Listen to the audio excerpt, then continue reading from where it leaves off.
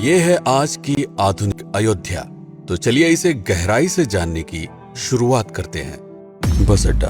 राम मंदिर से 7 किलोमीटर की दूरी पर 14 बीघा जमीन पर 219 करोड़ की लागत से लखनऊ हाईवे पर नया बस अड्डा बनकर तैयार है। Railway station. मंदिर से 1 किलोमीटर की दूरी पर 240 करोड़ रुपए में नया रेलवे स्टेशन डिजाइन किया गया है। भविष्य में अयोध्या से दिल्ली, मुंबई, चेन्नई, बेंगलोर, पुणे, कोलकाता, नागपुर, लखनऊ और जम्मू जैसे शहरों के लिए विशेष रेलगाड़ियां चलाई जाएंगी। हवाई अड्डा। 1450 करोड़ रुपए में लगभग 1300 बीघे में फैला हुआ प्रयागराज हाईवे पर नाके के पास बनाया गया है नया एयरपोर्ट। यहाँ से राम मंदिर की दूरी सिर्फ 12 किलोमीटर है। भविष्य में कई बड़े महानगरों के लिए सीधे उड़ानें उपलब्ध होंगी। घाघरा जलमार्ग। अगर आपके पास अपनी खुद की मोटर बोट है तो छपरा से घाघरा यानी सरयू नदी की सैर करते हुए लगभग 300 किलोमीटर नदी में चलकर भी अयोध्या पहुंच सकते हैं। भविष्य में इस रूट के लिए भी मोटर बोट चलाए जाने का प्रस्ताव है। राम मंदिर। अयोध्या के राम मंदिर की कुल कीमत है 1800 करोड़। पूरी तरह बन जाने के बाद अयोध्या का मुख्य आकर्षण होगा। राजस्थान के मशहूर मकराना के पत्थरों से आकार लेते इस मंदिर की अनुमानित उम्र होगी लगभग 1000 साल। 22 जनवरी को पहली मंजिल का उद्घाटन होगा, जिसमें राम की बाल्यावस्था की मूर्ति रखी जाएगी। बाकी की 2 मंजिलों का कार्य चलता रहेगा। खजुराहो के मंदिरों की नागर शैली के आधार पर इसे तराशा जा रहा है। मंदिर का कुल क्षेत्रफल 156 एकड़ या 251 बीघा है। हनुमानगढ़ी। राम मंदिर से लगभग 800 मीटर की दूरी पर स्थित है हनुमानगढ़ी। मंदिर के आवासीय परिसर को मिलाकर यह लगभग 52 बीघे में फैला हुआ है। मंदिर की 76 सीढ़ियां चढ़कर हनुमान जी के दर्शन के बाद ही राम मंदिर में जाने का विधान है। यह मंदिर अयोध्या शहर के ठीक बीच में एक ऊंचे टीले पर बना है। शहर की तरफ आने वाले आक्रमणकारियों के आने की सूचना यहीं से प्राप्त करके अयोध्या के राजा तक भेजी जाती थी। इतिहासकारों के अनुसार जितनी बार भी अयोध्या पर आक्रमण हुआ उतनी बार इस मंदिर को भी विध्वंस झेलना पड़ा। हालांकि सन्यासियों ने हर बार इस मंदिर को फिर से खड़ा किया। आज यह मंदिर रामानंद संप्रदाय और निर्वाणी अखाड़े के अधीन है। राम की पेड़ी। अयोध्या को सरयू नदी की भयंकर बाढ़ से बचाने के लिए इस बांध का निर्माण किया गया था, जिस पर श्रद्धालुओं के स्नान के लिए कई घाट बना दिए गए थे। इतिहासकारों के अनुसार जितनी बार भी बांध टूटता था, सरयू का पानी अयोध्या की गलियों में घुस आया करता था। इसी बाढ़ से बचने के लिए पूरे अयोध्या में जगह जगह पर ऊंचे टीले बनाए गए थे, जैसे राम टीला, हनुमान टीला, लक्ष्मण टीला। आज ये बांध अयोध्या का मुख्य पर्यटन स्थल बन चुका है। हर दीपावली पर यहाँ लाखों दिए जलाकर रामायण की उस घटना को उत्सव के रूप में मनाया जाता है जब श्री राम अयोध्या वापस लौटे थे। अयोध्या के कई बार उजड़ने के पीछे एक कारण इस नदी को भी माना जाता है। हालांकि इसी नदी की वजह से यहाँ पर गन्ने की खेती बड़े स्तर पर की जाती है। लता मंगेशकर चौराहा। नया घाट और बस स्टैंड के पास ही अयोध्या का मुख्य चौराहा 6.7 करोड़ रुपए में बनकर तैयार हुआ है।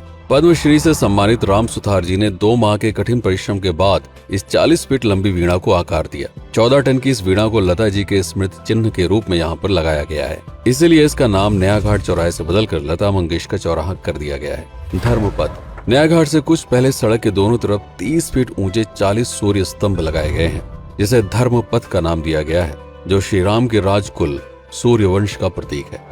दशरथ समाधि स्थल। नए बस अड्डे के बगल से एक पतली रोड कछार से आगे बढ़ते हुए लगभग 12 किलोमीटर दूर ले आती है दशरथ समाधि स्थल, जो बिलहर घाट पर मौजूद है, जिसके बारे में मान्यता है कि यहाँ पर राजा दशरथ का दाह संस्कार हुआ था। राम मंदिर के साथ ही इस जगह को भी पर्यटन स्थल के रूप में विकसित किए जाने की योजना पर कार्य चल रहा है। भरत कुंड। अयोध्या से 15 किलोमीटर दूर है नंदीग्राम। यहाँ मौजूद तालाब को भरत कुंड कहते हैं। मान्यता है कि इसी जगह से भरत ने पूरे अयोध्या का राज कार्य संचालित किया था। पर्यटकों के लिए इस स्थान को भी विकसित किया जाएगा। गुप्तार घाट। राम की बेड़ी से सरयू नदी के किनारे चलते हुए 10 किलोमीटर दूर स्थित है गुप्तार घाट। ये कैंट एरिया में पड़ता है। इस जगह को श्री राम के जल समाधि के रूप में महत्व दिया जाता है। इसके अलावा अयोध्या नगर में हर गली में कई विशेष मंदिर हैं, जिनकी अपनी मान्यताएं हैं, कथाएं हैं, विशेषताएं हैं। पूरी तरह से विकसित हो जाने के बाद नई अयोध्या को पूरी तरह से जानने के लिए, इसका आनंद लेने के लिए कम से कम 3 दिनों तक यहाँ रुकने की आवश्यकता है। देश विदेश से ज्यादातर पर्यटक भारत आते हैं उत्तर प्रदेश में आगरे का ताजमहल देखने और प्राचीन नगर काशी और सारनाथ घूमने। प्रश्न ये है कि अयोध्या घूमने और श्री राम का मंदिर देखने के लिए भला विदेशी क्यों आएंगे?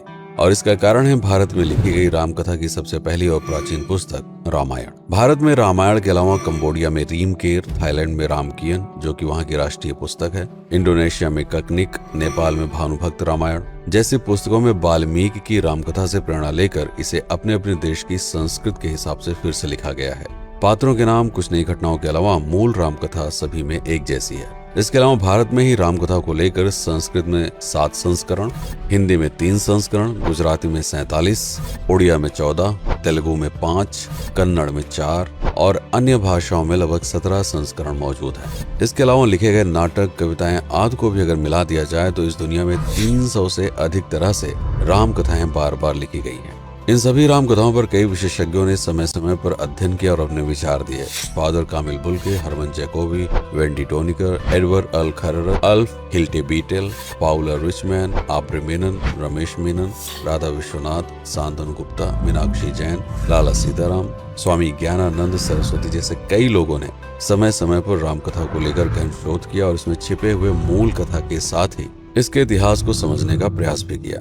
रामकथा थी कौशल प्रदेश के द्वारा किष्किंधा और लंका पर विजय प्राप्त करने की पहली बार एक अखंड भारत के निर्माण की। रामायण महत्वपूर्ण इसलिए हो जाता है क्योंकि ये अखंड भारत युद्ध से अधिक व्यक्ति के आदर्शों, सूझबूझ, मित्रता जैसे गुणों से स्थापित हुआ।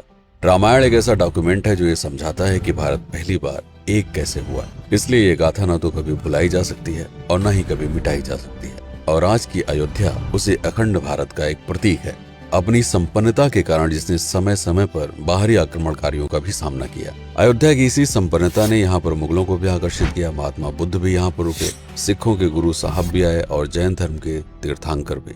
सिर्फ आए ही नहीं बल्कि उनके अनुयायी यहीं पर बसते चले गए। अयोध्या कितनी बार बसी, कितनी बार उजड़ी, इसके बारे में बहुत अधिक प्रमाण उपलब्ध नहीं है। सूर्यवंश के पतन के साथ ही अयोध्या का भी पतन होता रहा। बीच में कई सौ सालों तक अयोध्या मानो विलुप्त सी हो गई। इसका कारण क्या था, इसका कोई प्रमाण नहीं है। अयोध्या को फिर से खोजकर उसे स्थापित करने में बार बार राजा विक्रमादित्य का नाम आता है, लेकिन विक्रमादित्य एक उपाधि है जिसे कई राजाओं को दिया गया था। तो ये कहना मुश्किल है कि किस कालखंड के कौन से राजा ने ये कार्य किया। कुछ विशेषज्ञों का मत है कि यह काम उज्जैन के राजा विक्रमादित्य ने किया होगा। नंदवंश, मौर्य वंश, शुंग वंश, गुप्त वंश आदि के साम्राज्य में भी अयोध्या का वर्णन प्राप्त होता है। सबसे बड़ा विध्वंस हुआ 1527 के आसपास बाबर के कार्यकाल में, जब राम मंदिर को ध्वस्त कर बाबरी मस्जिद स्थापित की गई। सन 1722 में बंगाल के नवाब अलीवर्दी खान ने व्यापार के नजरिए से राम मंदिर से कुछ किलोमीटर की दूरी पर एक नया शहर बसाने की शुरुआत की। 1730 में अवध के पहले नवाब सादत अली खान ने इसका नामकरण किया फैजाबाद। इन्हीं के उत्तराधिकारी सुजाउद्दौला ने इसे अवध की राजधानी बनाई। 1775 में अवध के चौथे नवाब असफुद्दौला ने फैजाबाद की जगह लखनऊ को अवध की राजधानी घोषित की। रावण अहंकार का प्रतीक और श्री राम विनम्रता के सूचक। सत्ता में आने के बाद हर व्यक्ति को यह बात हमेशा ध्यान में रखनी चाहिए, सिर्फ रंग रोगन और पत्थर लगवाने से राम राज्य नहीं आएगा, बल्कि जिस दिन स्कूल, अस्पताल और सरकारी संस्थानों से भ्रष्टाचार खत्म होगा, लोगों का मुफ्त इलाज और अपनी भाषा में उच्च शिक्षा उपलब्ध होगी, उस दिन भारत उस पायदान पर खड़ा होगा जहां कभी हम हुआ करते थे। रामायण अहंकार पर विनम्रता की विजय है।